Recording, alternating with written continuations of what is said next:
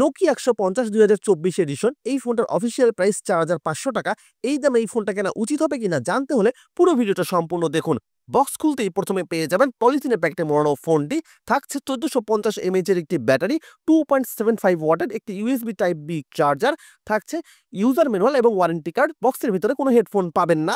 এই ফোনটাতে আপনি দুটো মিনি সিম অর্থাৎ দুটো বড় সিম কার্ড এবং একটি মেমোরি কার্ড ব্যবহার করতে পারবেন। এই ফোনটার ভালো দিক হলো ফোনটা দেখতে আসলেই অনেক সুন্দর। ফোনটা খুবই হ্যান্ডি, হাতের ভিতরে খুব ভালো গ্রিপ পাওয়া যায়।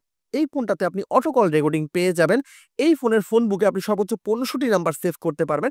এই ফোনের নেটওয়ার্ক রিসেপশন এবং কল কোয়ালিটি খুবই ভালো। নেটওয়ার্কজনিত কোনো প্রকার সমস্যা আপনি ফেস করবেন না।